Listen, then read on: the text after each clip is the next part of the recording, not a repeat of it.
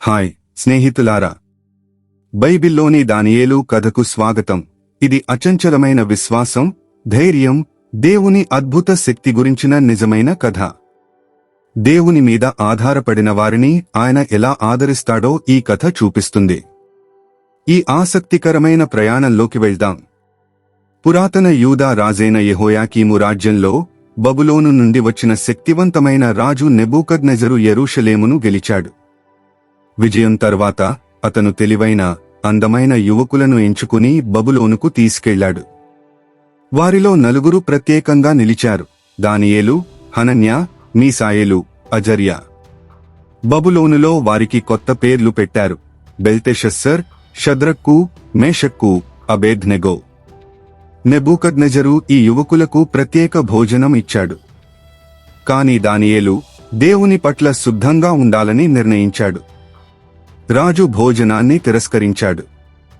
దేవుడు అతని విశ్వాసాన్ని గౌరవించాడు. దానియేలు మరియు అతని స్నేహితులు మిగిలిన వారి కంటే తెలివిగా, ఆరోగ్యంగా కనిపించారు. ఒకరోజు నెబూకద్నెజరు ఒక భయానకమైన కల కన్నాడు. ఆ కలను ఎవ్వరూ వివరించలేకపోయారు. కాని దానియేలు దేవునికి ప్రార్థించాడు. ఆ కల రహస్యాన్ని అర్థం చేసుకున్నాడు. ఆ కలలో ఒక విశాలమైన విగ్రహం కనిపించింది. బంగారం, వెండి, ఇనుము, మట్టితో తయారైనది. ప్రతి భాగం భవిష్యత్తులో వచ్చే రాజ్యాలను సూచించింది. అప్పుడు ఒక రాయి ఆ విగ్రహాన్ని నాశనం చేసింది. ఇది దేవుని శాశ్వత రాజ్యానికి సంకేతం. నెబూకద్నెజరు ఆశ్చర్యపోయాడు. దానియేలు దేవునికి ఘనత ఇచ్చాడు, మరియు రాజు అతనికి ఉన్నత పదవి ఇచ్చాడు. కాని నెబూకద్నెజరు గర్వంలో ఒక గొప్ప బంగారు విగ్రహాన్ని నిర్మించి అందరూ దానిని పూజించాలని ఆదేశించాడు. షద్రకు, మేషక్కు, అబేద్నెగో దేవునికి మాత్రమే నమ్మకంగా ఉన్నారు.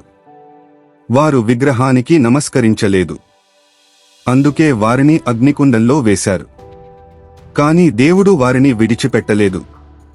ఒక దైవిక స్వరూపం వారితో కలిసి కనిపించింది. వారు గాయం లేకుండా బయటకు వచ్చారు. రాజు ఆశ్చర్యపడి వారిని గౌరవించాడు, వారి దేవుని మహిమపరిచాడు. నెబూకద్నెజరు మరో కల కన్నాడు. ఒక గొప్ప వృక్షం తెగిపోతుంది. దానియేలు వివరించాడు, మీ గర్వం వల్ల మీరు మానవ స్వభావం కోల్పోతారు. 7 సంవత్సరాలు జంతువుల్లా జీవిస్తారు. ఆ కల నిజమైంది.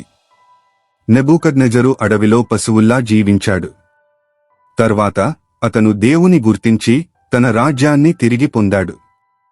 నెబూకద్నెజరు మరణించిన తర్వాత బెల్షస్సర్ రాజు అధికారంలోకి వచ్చాడు. అతను దేవుని మందిర పాత్రలను అవమానించాడు.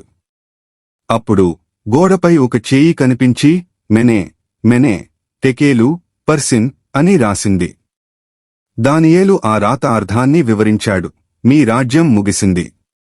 మీరు తూచబడ్డారు, తక్కువగా కనిపించారు. మీ రాజ్యం విడిపోతుంది. ఆ రాత్రే బెల్షస్సర్ చనిపోయాడు. తర్వాత దార్యావేసు రాజు అధికారంలోకి వచ్చాడు. అతను దానియేలును గౌరవించాడు. కాని అసూయపడిన అధికారులు రాజును మోసం చేసి ఒక నిబంధన వేశారు: 30 రోజులు ఎవరూ దేవునికి ప్రార్థించకూడదు, లేకపోతే సింహాల గుండంలో వేయబడతారు. దానియేలు తన ప్రార్థనలను ఆపలేదు. అందుకే అతన్ని సింహాల గుండంలో వేశారు.